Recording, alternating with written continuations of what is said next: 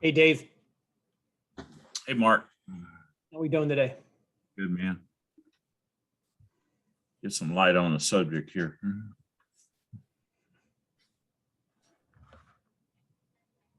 Hang on for 1 second.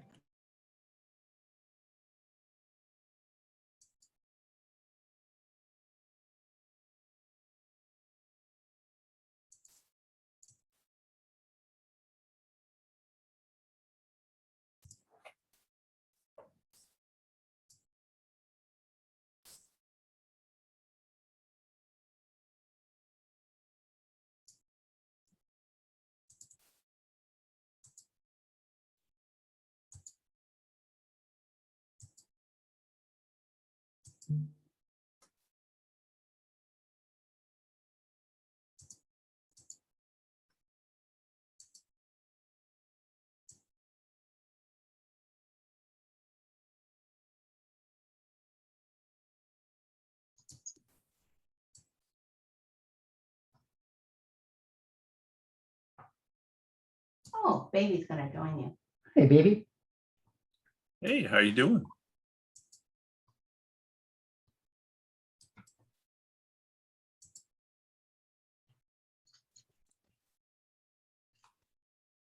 There we go.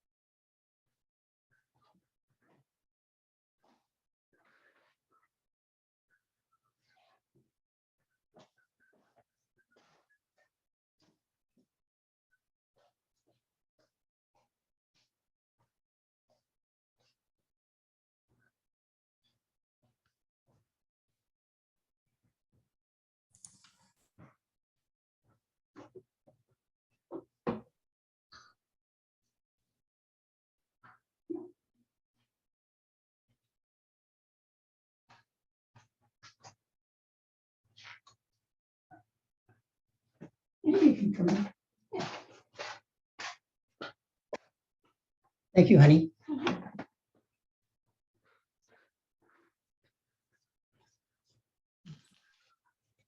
There's Dick Kaufman.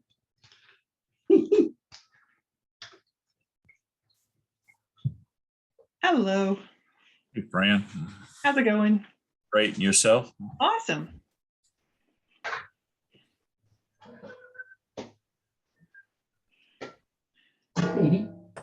Hi, Dick. How are you? Your chair. Fine. I don't see St. Thomas in your background. Oh, that's easy enough to do. You're not in an ocean kind of mood? Let's see, there we go.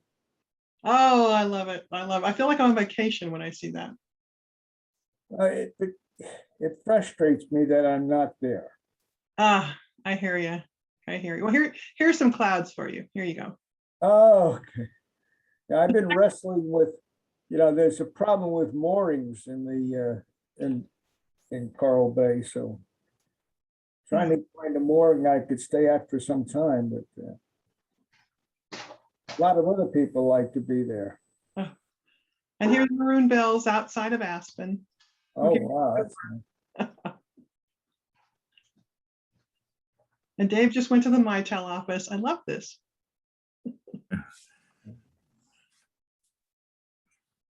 Had great time sailing in the islands. Mm. We did some great deep sea fishing there. It was incredible. In fact, we went, do you remember the Britons, Denise Britton? She was on my team at Cisco. Yeah. We went with her family, went to St. Thomas and convinced our son to go with us, get up early in the morning. And he was, I don't know, maybe 14, get up and go fishing, in the ocean. And he's like, oh, okay, I'll go. Oh, wow. Yeah, he loved it. He'll always remember that going. It was great. The diving in the islands is really great. And Yep. I will say, unfortunately, that the reefs are losing some of their color. We did that same trip, and we found actually the dive master that was with us. We found an anchor that had not previously been documented. So that was wow. fun. Yeah. I've been diving a lot. I'll tell you a quick story. I went diving off of Cozumel. And I was with a young lady who she needed some assistance. So the weather was not the best. The dive masters don't have too much belief in nasty weather. They just let you go. If they lose you, they lose you. But anyhow, we went down and we came up, they were gone. And we were about 4 miles offshore. Oh, my goodness. So we started swimming. It's a long trek. Thanks to BC's, if you know what a BC is. I'm still here today. And that girl keeps sending me messages over the years that I saved her life. But Wow.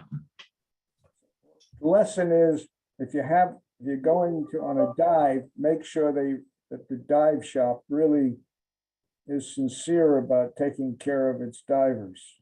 I was a good diver, so it was easy for me to take care of somebody else, but not everybody's that way. Mm. Good story. Wow. Hi, Steve.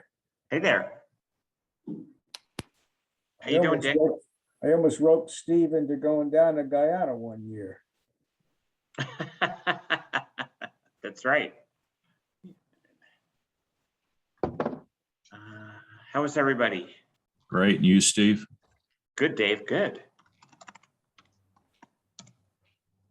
Hey, I meant to thank Voodoo for my info commercial last week or the week before. Yeah, that was good. Yeah, they did a fantastic job on that video. They did. And you look great. Yeah, baby.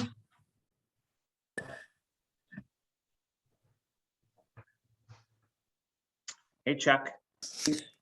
Good afternoon, morning, everybody. Good morning, good afternoon. How was your trip to the High Sierras? It was great. We Had an awesome time. We also got 3 inches of snow Friday night. What? Yeah. Were you in a tent?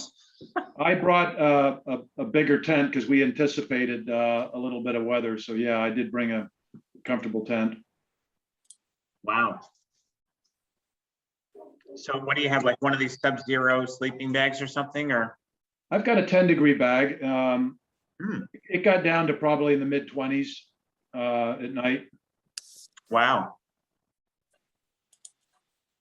but it was beautiful. We were up the eastern side of the Sierras, and right now you've got all those golden quaking aspens just in little groves nestled into these little mountain pockets, and it's beautiful. And we followed all these meadows and a stream and camped on some nice lakes. So and I brought my daughter, so it was a lot of fun. She really enjoyed it. Oh, wow. Yeah, that sunrise must have been breathtaking. Yeah, and I had my best friend passed away a few years ago, and his wish was that I distribute his ashes in the Sierras. So I was able to fulfill that request on Wow. Saturday morning, right on the beach at Lake Peeler Lake. Oh, that's awesome. Good for you, Chuck. Yeah. Wow. I'm excited about this presentation today, Steve. And, you know, Gartner is such a focal point in a lot of the work that we all do. And, you know, we all use it for different reasons, different interpretations. But excellent job lining that up, Steve. That's great. Yeah, you're welcome. Well, Steve O'Brien killed it last week, so you'll get a snapshot of what he did, but not the whole thing. All right. How are you, Barb? I'm good. Good. My name just said Denise Monroe, so I changed it. Don't know how that happened, but it's all good to go now. What are you impersonating, Denise? Is that what's going on? I guess we're, You must be sisters from another mother. there you go. There you go. Cheryl, you got your hair cut. It looks cute. Yeah. You know, just trying to, before we head off, right? Right. Hey, I just signed up. Well, I'm trying to register for golf in San Diego. We've got a commitment of 16 spots. We've only filled, you're going to play, Steve, right? Yeah, I'm gonna play. Yep. All right. So we've got, with you and I, we're up to 12. So we've got 4 extra spots that we're going to pay for, whether we use them or not. So don't be shy about getting out there and swinging the golf clubs. If I'm playing, you'll be assured of not being the worst player out there. That is not true, Chuck. That is not true. If you saw me with Everybody golf wear your clubs, helmet. you would be laughing. And Chuck, I think I'm gonna sign up, so I'll take one of those spots. Awesome, Lloyd. That would be great. Okay. No, I think I'm the worst golfer in the group here. Seriously. No, Dave. We had fun when we played together. Well, Yeah, thanks. having fun and being good is 2 different things. This is true, Lloyd. We'll have 3 Comstraters playing golf because JP's signed up. So Lloyd, we may have to, have the Comstrat foursome show their skills. Carrie, you gonna golf, Carrie? Is it miniature golf? It could be. Okay, if it's miniature golf. Hey, if it was Top Golf, I'd be all over it. If it were Top Golf Angry Birds game, I'd be all over that. Well, JP Lloyd's signing up for golf, so there'll be 3 of us out there golfing on that Monday. Perfect, let's go. I can't believe it's only 18 days away. I'm so excited. I used to am joke now that too, because we I got used to joke good that I news. was gonna sell my golf clubs, and the ad was gonna say, good deal because the sweet spot has never been used on my clubs. I'm gonna be like Tom Brennan. I can't wait to get on a flight to see you all again. I'm so excited. Right. And nobody's flying Southwest. you know that I'm a hugger. So if anyone doesn't want a hug from me, they need to bring a sign that says no hugs, please. Oh, I thought we were gonna wear one of those badges like they do in Disney, right? That shows the language you speak. Well, what we'll do is one will be hug, one will be not now, one will be elbow. Remember? Oh my gosh, Whatever you feel comfortable with. right, That'd be cute. right. Well, let's get started, everybody, okay? And welcome to another fireside chat. This is actually number 76 now, if you can believe it. I am actually doing the fireside chat from Jekyll Island, Georgia this week. Oh. So we did that. Jekyll. Yeah. Got to play 9 holes the other day, so had some fun with that. So let me share my screen with you. Practicing, are we, Steve? Sorry, Dave? Practicing, are we? Yes, we are practicing, Dave. Yes, we are. Good point. So, oh yeah, wrong one, sorry. So, yes, so go ahead. Okay, so let me get started here. So we have 2 polling questions as usual. Okay, so today's polling question, the first one is, what resources do you use when researching the market? Check all that apply. It could be the Gartner Magic Quadrant, No Jitter, Forrester, BC Strategies, IDC, independent analysts, vendor product info, or other.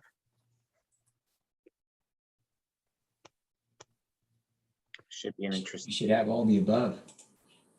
Yeah, I'm making you click on a whole bunch of times here, actually. Just give me a quick minute here. And we'll finish this out. Okay, yep, let me end the poll here. Let me take a quick snapshot here. And I'll save it. And the results are, Gartner, of course, comes in right there, but the other vendor product info is actually more important than Magic Quadrant. That's very interesting. And followed by Gartner, followed by No Jitter, followed by independent analysts and others. And then, of course, you've got Forrester, BC Strategies, and IDC. Very interesting. Anybody want to volunteer what other could be, which they voted on? There were 11 of you that voted. Anybody? Google Alerts. Great, yep. Bloomberg, What was that?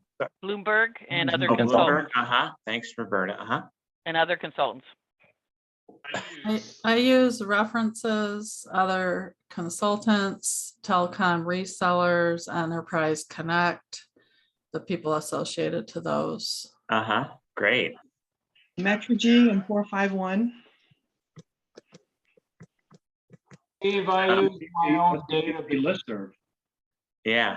Hey, I don't YouTube know. sessions. I just listen to what Fran says. By the way, I don't know if anybody caught this, but our friend Beth Schultz just got hired by Metrigy. Yeah, so she just got added into the mix, I think just the other day. It was just announced. I saw it this morning, I think. Great, well, thanks for that. Let me give you one more question here. How can consultants add value to a client's evaluation? Check all that apply. Provide examples based on other engagements, an RFP procurement, point out strengths and weaknesses of the VAR, bidding the job, provide insights from Gartner, point out pros and cons of models being considered, tell clients to wait 24 months. That's a joke, by the way.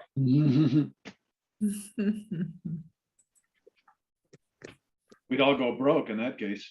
Yeah. Don't do anything.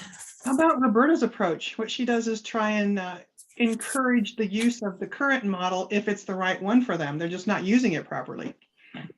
Yeah. That's great too. Thanks for Great, Fran. remembering, Fran. And is everybody familiar with Google Alerts? It's quite interesting. You can actually get a daily alert in Google based upon certain keywords that you put in, and Google will actually identify just about every resource that's out there that is about you. So if you put in, for example, business continuity, disaster recovery as 2 different topics, it will come up with an alert just about every day with 4 to maybe up to 10 different topics, and you can click on those links and see what might apply to you. So, okay, well, let me end the poll here. Yeah, the While you're challenge doing that, on, Steve, oh, go ahead. I'm sorry, Roberta, ladies first. Yeah, I was just going to say it's one of the better ones for E911 and NG911 because there aren't Gartner Magic Quadrants in that space, right? So, but at least you get to pick up on the stock and product announcements. Back to you, Jerry. You probably have things to add. Well, just on Google Alerts, you have to be really careful about how you craft your search terms. Because if it's a little bit too broad or vague and it makes sense to you, Google will literally just do a word match when they crawl the interweb, and you'll have to sift through the chaff to get to the wheat. Exactly. Exactly. Good. Yeah, good point, Jerry. Yeah, but it can be a great resource, especially when you're doing some market research or, you know, looking at a topic pretty regularly. So, okay, let me share my results here. And one person actually answered, wait 24 months. I want to find out who that person was. But outside of that, the winner was provide examples based upon other engagements, followed by pros and cons, followed by VAR strengths and weaknesses, followed by RFP, and followed by Gartner Magic Quadrant, which I found very interesting. So yeah, that's going to be part of our share today in terms of how do we add value group-wise. Okay, let me get out of that. Thanks, everybody.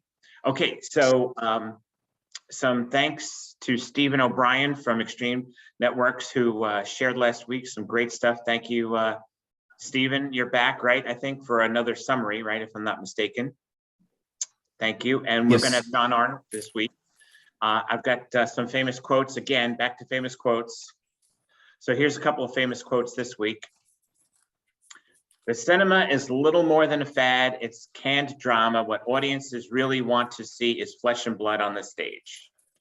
Now, of course, I'm on Jekyll Island signing up for all my Netflix accounts, and that's why this particular quote really struck me. Anybody guess who this was? It was, believe it or not, Charlie Chaplin in 1916.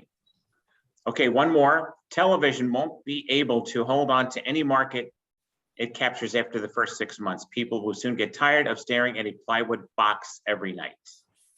So true, so true. Anybody? Okay, that was, I can't even read it because, oh, here, Daryl Zanuck, yeah, movie producer, believe it or not, of 20th Century Fox, and as late as 1946. So I found that quite interesting.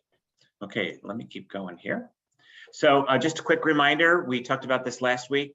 10-digit dialing goes into effect for, I think it's 82, yes, area codes in 35 different states. For one of our clients, it affects all 68 of their sites, believe it or not, the 3 area codes that are that they use most often. So if after this date you don't have 10-digit dialing enabled for those specific area codes, you will get a recording that informs you that your call cannot be completed as dialed.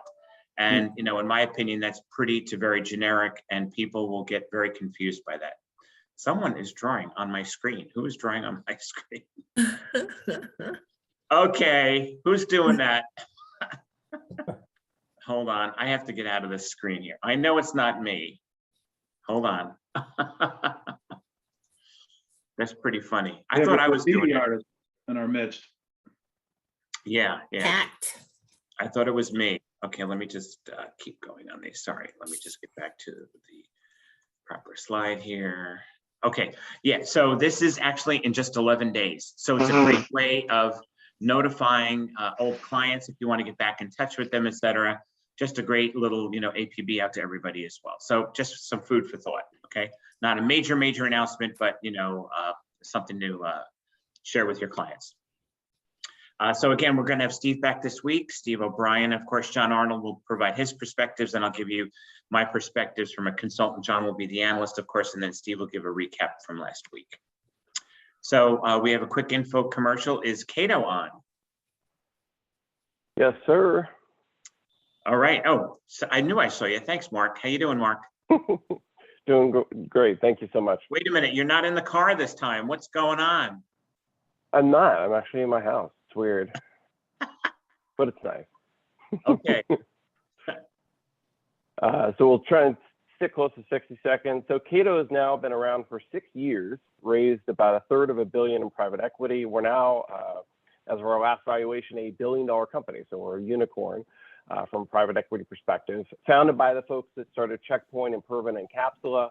We are a SASE company, Secure Access Service Edge, which is a term coined by Gartner. We are the first living implementation of the full vision of SASE.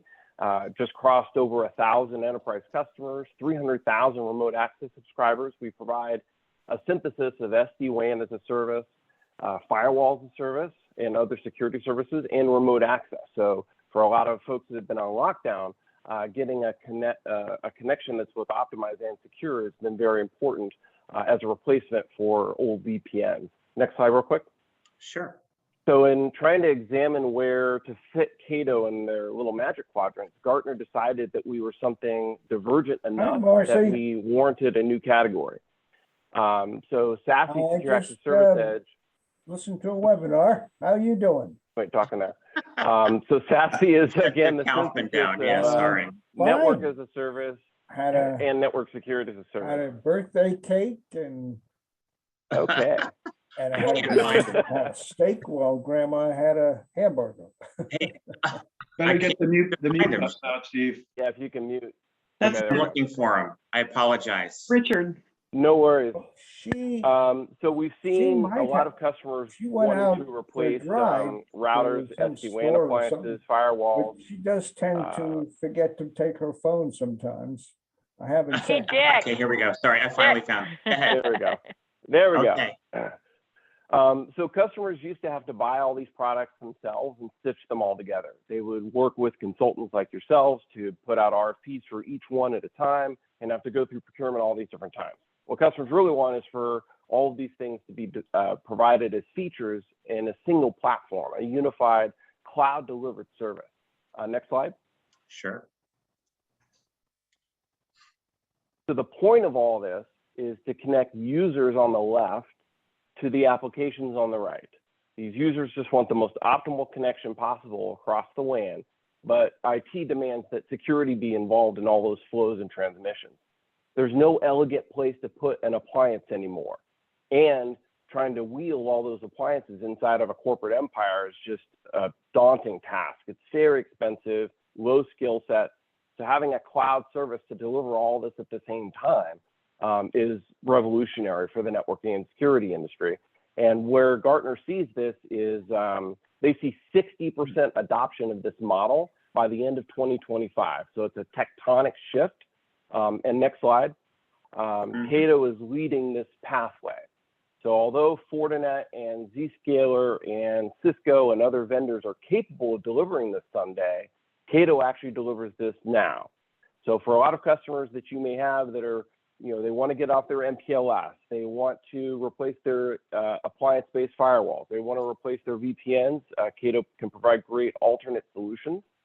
Back to that talk track of consultants providing value in terms of bringing alternate designs to the table. If they're not doing it right the way they're doing it with the tools that they have access to, maybe a new design could give them a better way to focus on their core business. It's the same value proposition as UCaaS and Office 365. Thank you. Thank you very much for your time. Thank you, Mark. Appreciate the time. And as Scott Murphy just shared in the chat window, he's having a lot of success with that. So congrats on that, Mark. Thank you, Scott. And thanks, Scott. Okay, so Chuck, a word from our sponsor. Yep, and I still haven't changed my shirt since that photo, as you can see. So we are a couple things to note. I'll be quick here. We are doing our board elections and officer elections at the business meeting Wednesday during the conference. So there's 9 candidates for 6 board spots. So we've got a healthy competition. All of the candidates should have posted their candidate statements on the website for review. They'll also have a chance to give a short talk prior to the election. If you're not attending in person, you're welcome to vote by proxy. So you can reach out to Cap Hill or myself if you need help. I think on the web, you might be able to download a proxy form. You need to make sure you get that to somebody that is attending in person, and they will be able to cast a vote. We still have some open seats left for golf, as I mentioned earlier. So there's still room. We are needing to finalize our food and beverage commitment. So if you are planning attending and you have not registered, please register immediately. I want to make sure that we have adequate food, beverage, spots on the horn blower, everything that we need to do as we finalize our room commitments and our food and beverage. We have minimum commitments with the hotel. So if you're on the fence, love to see you out there in San Diego. It's a beautiful spot. It's going to be a phenomenal conference. The content is on the website. Got some great speakers, great content. You don't want to miss this. Thank you, Steve. Thank you, Chuck. Appreciate that. So next, we have a quick recap from Steve O'Brien. You ready, Steve? Sure am. How are you today? Great. How are you, Steve? Fantastic. Thanks for having me back. Hey, you're welcome. So again, Steve did the majority of the talk last week, actually the whole talk. He had some great insights. Again, any members can see a repeat of it or a recap of it, you know, on our playback, if you will. Okay, on our replays, I should say. So, so Steve's going to give us a quick recap from last week. And again, if you want to deep dive it, his material was excellent. Okay, Steve. Thanks. So last week we talked about the Magic Quadrants, and we took a poll actually during the call, and we found out that 20 to 40% of the deals that this group works with the Magic Quadrant has some influence. And it's so important when you think of like the business I'm in, you know, networking equipment, that's a $40 billion business. And if 20 to 40% is being affected by a Magic Quadrant, that's $10 billion. And it's being affected by that graph you see in the upper right of my slide. Being a leader is so important to a vendor because it gets you onto short lists. However, being a leader is not the only reason, isn't the only reason you should pick a vendor. There could be a very, very good niche solution that delivers a product to a particular vertical. So it's important in the Magic Quadrant, not only looking at the graph, but also look at the write-ups that they have in there for the particular vendors. So the journey I've been on with Extreme Networks is we were the lowest in the Magic Quadrant in 2013. And at the time they asked me during the interview, what do we have to do to improve our position? And I said, we need three things. Number one, solid product. Number two, exceptional service and support. And number three, we need time. The leaders have to meet with the analysts to get the trust of analysts. And why are those three things important? Well, it's because analysts will never make a recommendation to a vendor to purchase a product that they do not have complete faith and trust in.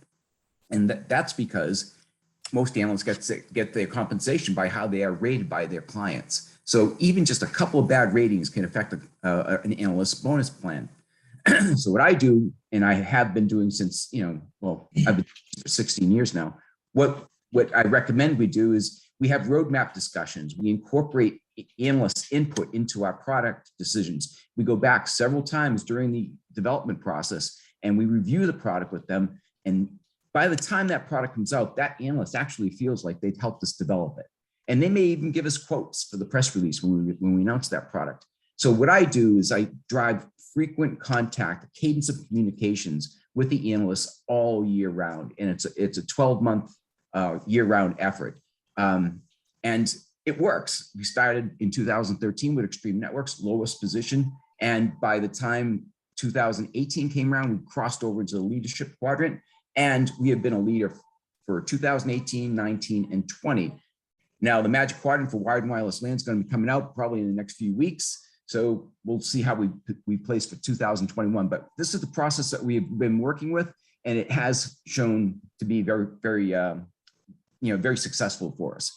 And it's what I would recommend to do. What's important for the consultants to understand is this process determines that the product is solid and the service is good and there's a solid roadmap. So whether or not you trust Gartner or not, or you make decisions on it, they are not strictly a pay to play. They do actually have a lot of good, keen insight into the products and services that are out there in this communications business. And it's simply not a pay to play. It's much more complex than that. So that's my summary, Steve.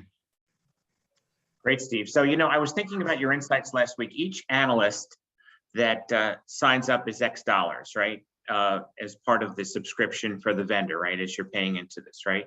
And obviously, the more analysts that you sign up, the better your chances, I think, right? You had mentioned. That's true. When I started at Extreme, they had one seat, and a seat is basically your access to the analysts. Mhm. And at the time, the CEO said, "Well, Steve, what in order to prove our position, what do I got to do? Just give you the company checkbook?" And I said, "It's going to be a little bit more. It's not quite that simple. We need to have more access to the analysts. More people need to be communicating with the analysts. More of our product leaders, our product managers need to have regular calls with the analysts." And that's what those additional seats buy you. It's not like you're giving Gartner a checkbook or the corporate credit card, right? But you are getting more access to the analysts, and you want that because you want to gain their trust. That makes sense? Yeah, absolutely. Okay, that's great. Thank you, Steve. John, we're going to head over to you now. It's your turn. So if this is from the analyst perspective. Great. John, you're all set. Okay, all set. Audio's okay. You can hear me all right? Mm-hmm. Yeah, Canada's kind of far away, right? So, all right. So, that's really, this is a good way to approach it, Steve. I know we got two Steves in the group here, but so for Extreme, that's the vendor's perspective on the role of Magic Quadrant. But also, I'm thinking more broadly for the other, the other analyst firms as well that produce their kind of scorecards, and that's kind of how I want to talk about this. So I worked for Frost and Sullivan a long time ago. They were not in this game. They had other forms of awards that were a different model for recognition. But the similar idea is the cachet that comes with that goes a long way to driving business. And we all know how that works. So I'm just going to share a few higher level kind of perspectives from how it looks to an analyst. As an independent analyst, I am not in the business of producing these types of scorecards. Independent analysts don't do that kind of thing. But we play kind of in a different end of the pond than the bigger name analyst firms for what we do and how we work with the vendors. But a few kind of key messages here, and I think this will all, Steve, lead to some more broader discussion. Let's get our slides back. Hold on a second. Yes, sorry, I screwed up. Sorry. That's okay. I thought I was on the slide. Wow, what a build. There we go. We're there. Okay, one more. Here we go. Thank you. A couple of what I'm just going to call need to knows, and some of this I hope will be first nature to you guys, and maybe hearing it from me is just a bit of a confirmation. But first and foremost, the audience for these scorecards, and when I say that, it's Gartner Magic Quadrant, it's Forrester Wave. I know IDC has something as well, but the idea here is that they have these ongoing recognitions in the marketplace that take different shapes, but they're all accomplishing the same things. And that idea is that the audience here is the sellers, not the buyers. So it's you guys, and of course, it's the vendors, the ones who are really paying for this to all happen. So this makes these scorecards a good resource for the consultants because you're in the business of selling technology. The end buyers, maybe they're the ones spending the money, but they're the ones looking for you to have the right perspective. And when you come armed with this, it's a great resource to show that you know what drives the market. But of course, it only works well when the companies we're talking about are in the mix. So I'm going to get to that in a minute. But the idea that what it offers to the marketplace is you have to just keep in mind, they're not really writing these reports or these scorecards to educate the buyers. It's really more to help the sellers drive the sales.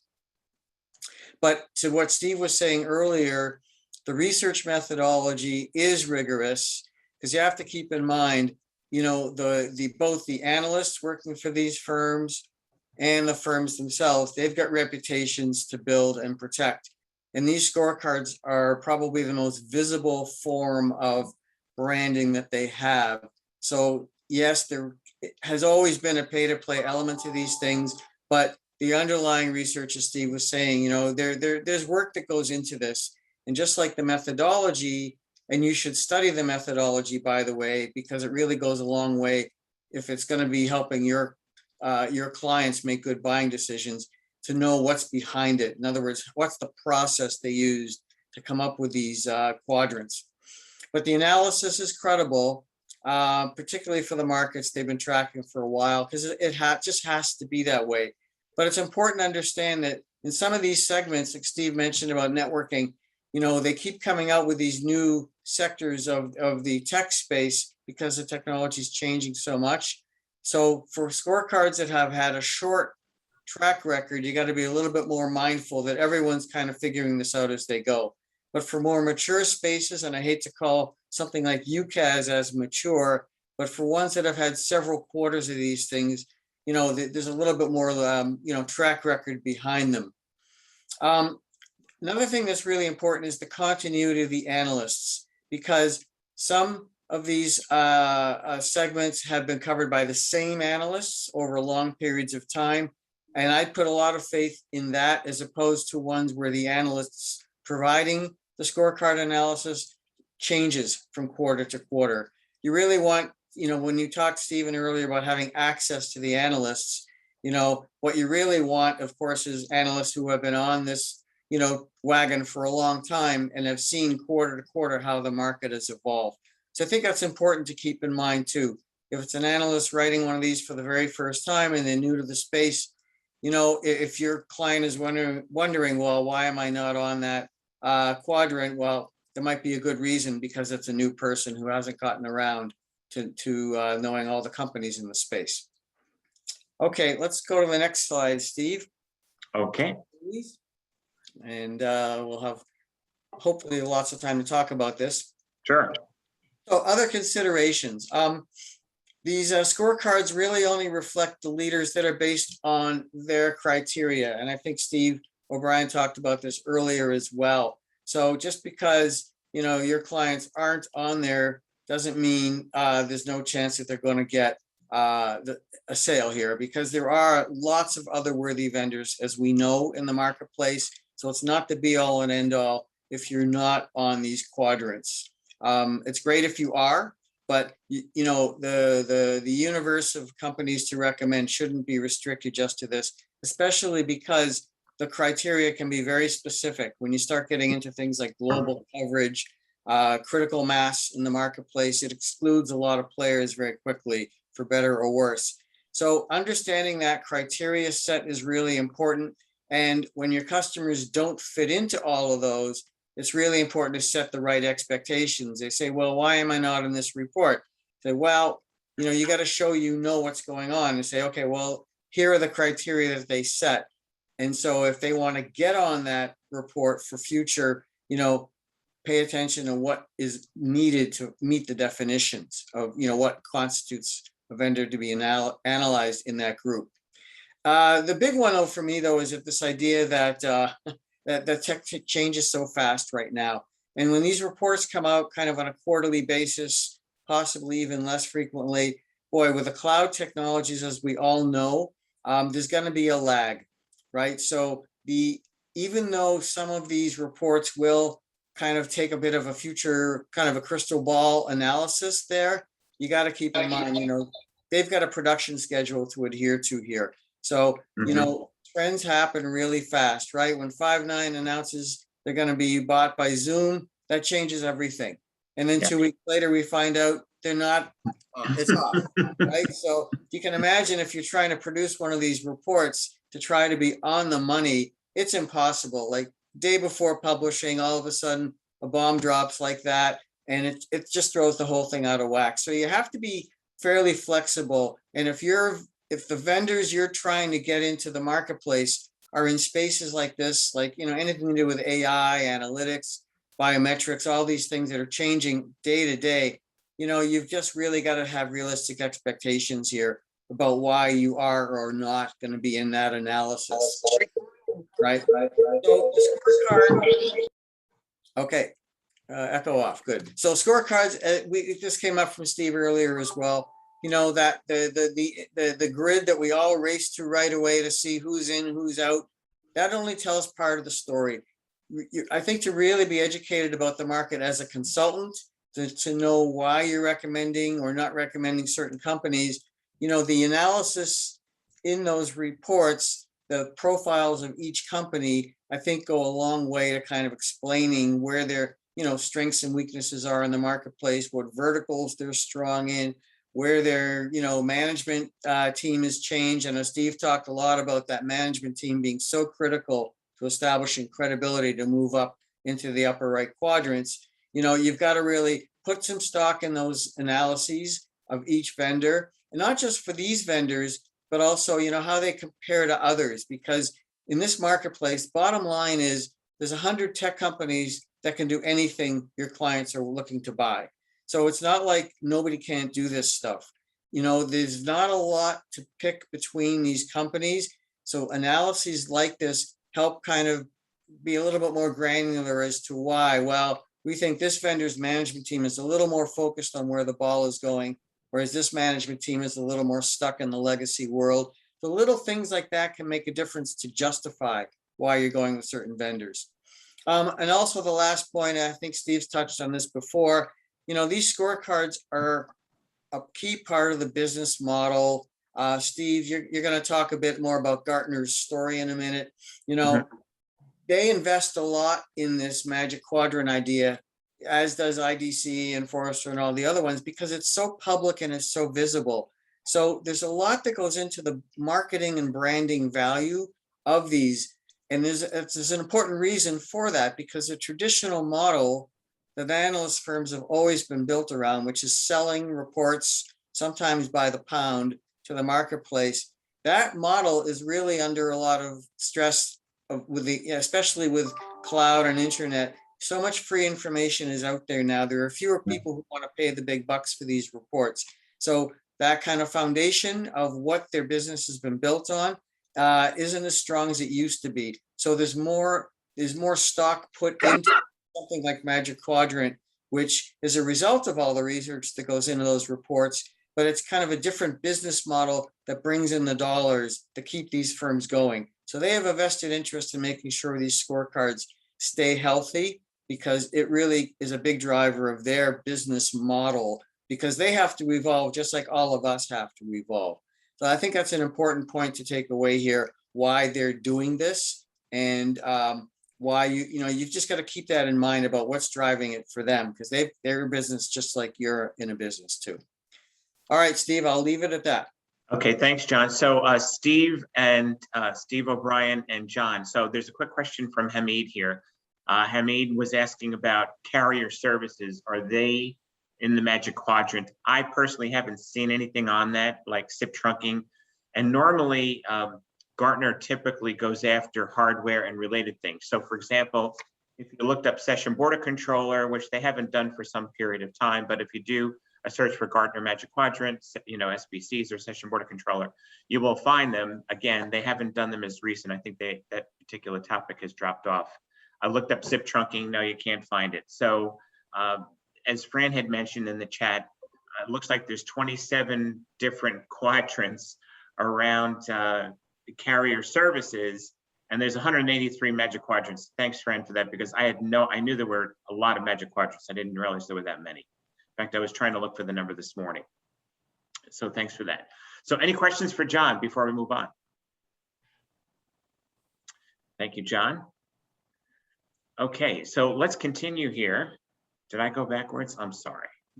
So let me continue here from the consultant's perspective. So this is a repeat from last week, but just to kind of baseline it, Gartner Group is a firm that's 4.2 billion in sales, on just under 16,000 employees, started by a gentleman, Gideon Gartner, who was actually, I think, excommunicated from Gartner Group, but was allowed to keep the name.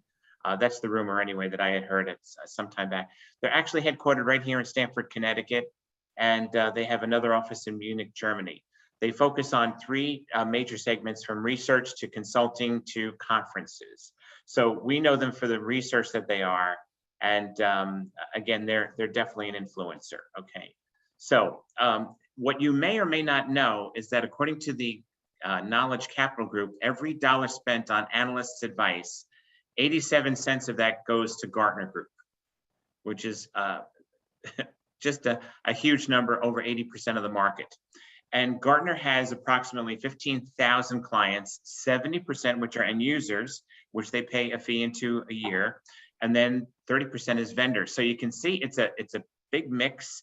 I thought it was mostly vendors, and then come to realize no, there's actually more clients and end users that are actually Gartner clients than vendors. So it's a very, very interesting mix of both. So I picked a couple of or a few Gartner Magic Quadrants here that might apply to any of us here in the room. So it starts with UCaaS, CCaaS, WEM, WFM, voice of the customer. On the data side, managed IoT, connectivity and IoT platforms, WAN edge infrastructure, wired and wireless LAN infrastructure, network firewalls, business intelligence around analytics, and there are just many, many, many more.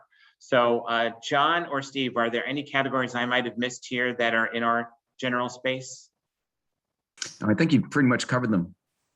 Yeah, there's just these alone is a lot. So anyway, let me keep going here. So, as Steve had shared this last week, the leaders will execute well on their current vision.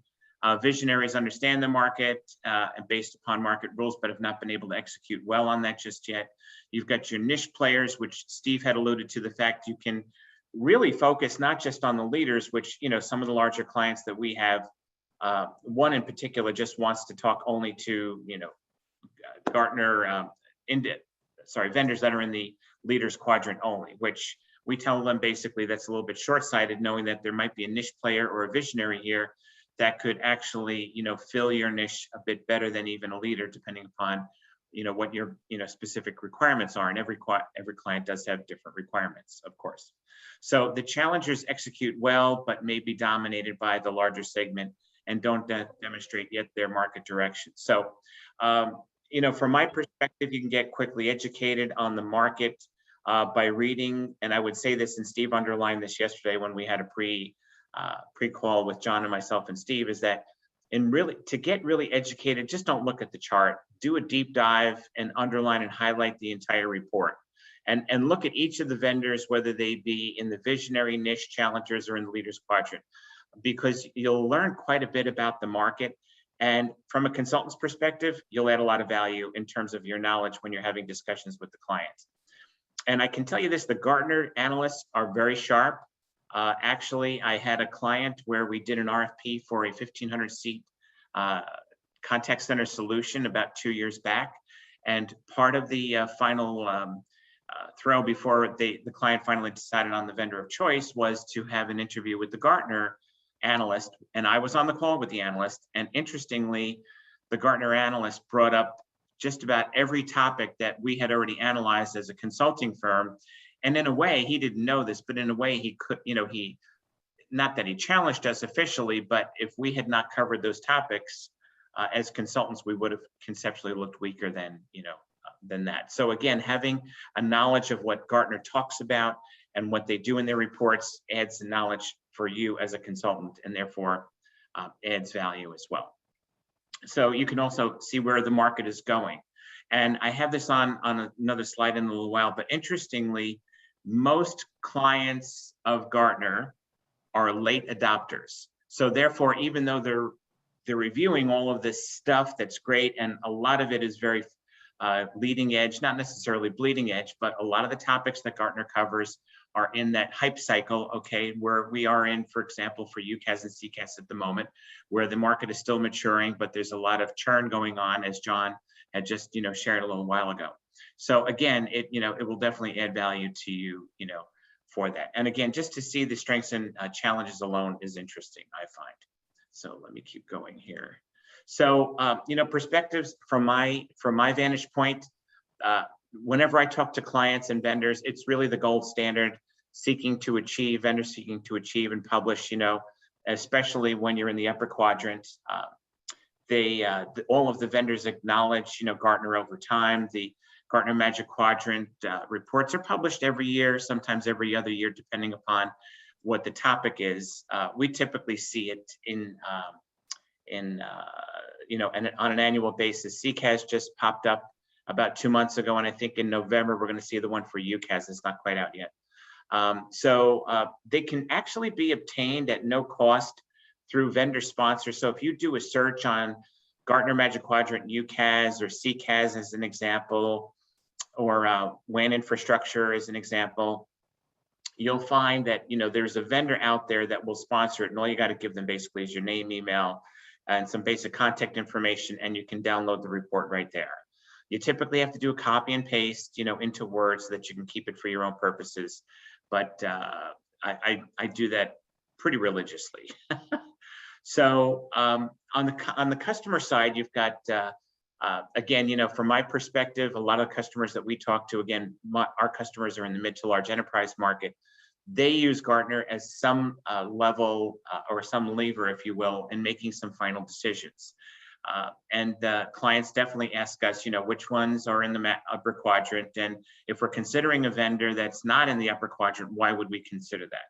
So, of course, the quadrant talks about the manufacturers only, doesn't really talk about VARs, doesn't talk about performance, support, SLAs from a vendor that you would get that you wouldn't see necessarily in a manufacturer-driven report by Gartner. So, and some of us will, again, engage Gartner for a short call, which I just mentioned a little while ago. So, Chuck, you had a question or a thought there? Right. So I've heard people say, oh, Gartner, it's pay to play. The reason we're not there is we didn't want to pay it enough money. Is there any truth to that at all? Well, go ahead, Steve. May I take that? From my experience, it's not a pay for play. From my experience, if you don't have a Gartner seat, you don't have access to the clients. So people spend more money with Gartner to get access to the analysts. So it costs more than nothing to work with Gartner. It's so that if you want to call that pay for play, but you just can't write Gartner $1 million check and get a leader's position. It doesn't work that way. It's more. You go back to what I said earlier during the presentation. An analyst gets their compensation bonus based on how their clients rate them. So if that product is bad, if it doesn't work, it doesn't have good support, the analyst won't make that recommendation because they won't get their bonus. It's very, very basic.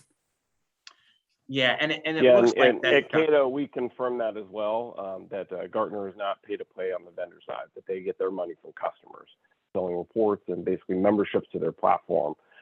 It is not pay to play. We've actually heard from some of our competitors that they have tried to pay them to elevate their position in a quadrant or to create a quadrant in the first place for something like Fsc, which we're in, which they don't have a quadrant for yet. So our confirmation from that perspective is that it is not pay to play from the supplier and vendor perspective. And I had a slide last week, Chuck, which I should have included this week, but I think it was NetScout had sued Gartner several years ago in state court in Connecticut for pay to play, and they lost. They appealed. They lost again. And yeah, so Gartner stresses that their perspectives are opinions and not fact, and therefore that seemed to be the way that they were or exonerated, for lack of a better word. I'd like to make a comparison too with the consultants. You recommend what you're comfortable with, what you know you can get support for, which you make sure that the product works and you have contacts within the company. And it's similar on the analyst side. If they have a relationship and they understand your focus, your executives, where you're headed, and you have that relationship, then they're more apt to include you. And of course, yes, you do have to pay for the seat. And going forward, that relationship is easier when you have that conversation. So it just builds on the relationship piece. Good point, Fran. Thank you. So I pulled this from a Gartner article, but it basically shows you the quadrant. Again, Steve covered this last week, but in summary, you'll see the leaders have the ability to execute well today and are well positioned for tomorrow. And you've got your visionaries in the lower right, understands the market, for changing rules, but does not execute compared to the leaders. And then, of course, you got your niche players, bottom left, focusing comparatively successfully in a small segment, but kind of unfocused. And then finally, you got your challengers, executing today and may dominate the market, but again, in that we'll see market or we'll see perspective. So I've got a couple of examples here. And one might be Gartner Magic Quadrant for CCaaS. This is your contact center in the cloud. They've stopped the ones for the premise, by the way, in both the unified communications and contact center markets. So you can see here, Genesis is at the top with NICE. TalkDesk follows just towards the bottom of the leaders quadrant. You've got AWS and 8x8 and Vonage and others, and then of course Evolve and LifeSize and Workline. So I think, and Steve and I talked about this last week, I mean, just to even be able to get into the quadrant is a big deal, okay? Like, just for the path of even being included. So again, just something to think about, but yeah, when you read these reports, don't dismiss the fact that LifeSize or Evolve IP are in the niche players market. They have a reason for being niche. In fact, Vonage didn't even qualify a couple of years ago because they were US only and Gartner had changed the rules to go global. So now they're included. So again, the rules change over a period of time, something to consider every year. So if somebody, let's say, goes down from the leaders down to the, down maybe to the visionaries, that doesn't make them bad necessarily based upon the new rule set that Gartner has introduced in the last 12 months. So on the UCaaS side, now this is 2020. It shows Microsoft at the top. Now, by the way, I don't always agree with Gartner. Okay, I'll give you an example here. I know that Microsoft Teams is a 3 nines model. It's not a 5 nines model like some of the other, UCaaS vendors out there. RingCentral is very strong, of course. Cisco being, strong, Zoom, 8x8, et cetera. But interestingly, again, I wouldn't agree that Microsoft personally is way up there on the chart for voice. From what I've seen and what I've done, that doesn't make them a bad vendor. I would just not vote the way Gartner is doing it in the Magic Quadrant here. Okay, any thoughts, anybody on this one? Again, the 2021 comes out in the next month or two, so we'll be looking for that. Well, do you think that Steve, do you think that the reason why Microsoft is up there has a lot to do with because of the, kind of bring your own carrier, and they've got a tremendous customer base, not just by their own doing, but just to opening the Kubota to other solution providers. Yeah, I've seen Microsoft, and in the premises space, I've seen Cisco way at the top, in the top corner over the years. And again, comparing other vendors, with Cisco or with Microsoft, I just don't necessarily agree with that. But yeah, but by reading the report, the entire report, you'll get their perspective.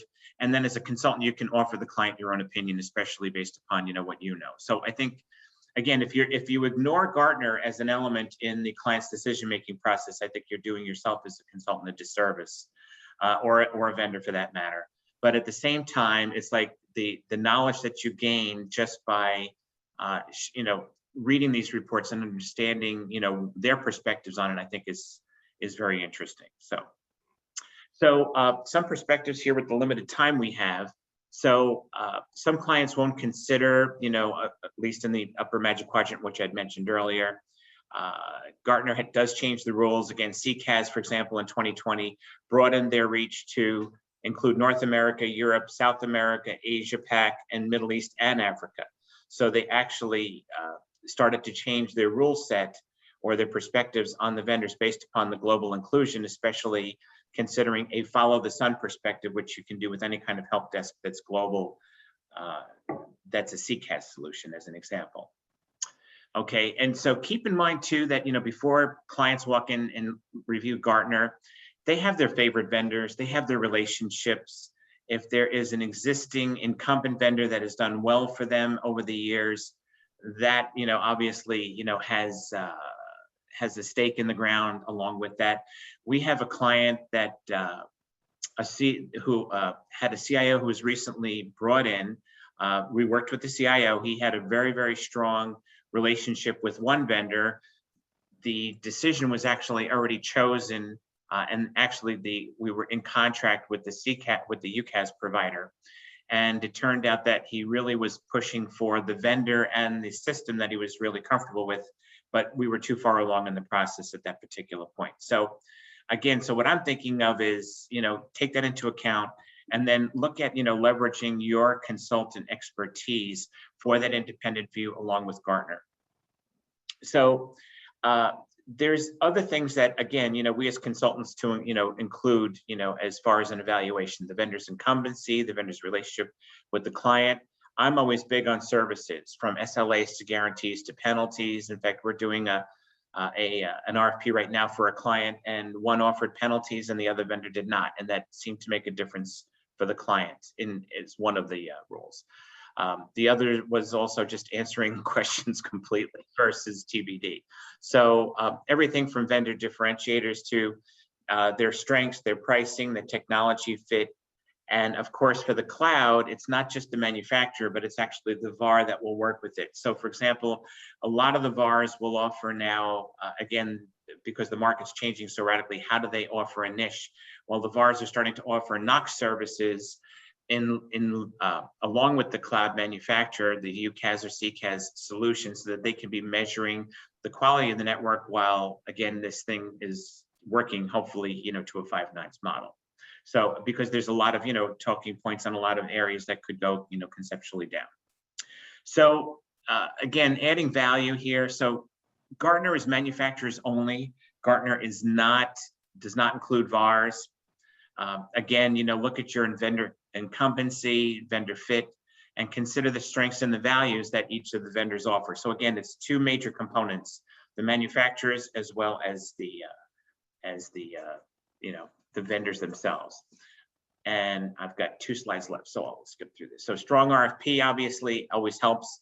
An RFP analysis around vendor services, technology, and overall cost. Insight as to what other colleagues are offering in the industry. In healthcare, in higher education, they always want to know what their colleagues are doing and their peers. And then finally, we got product reviews, et cetera. So,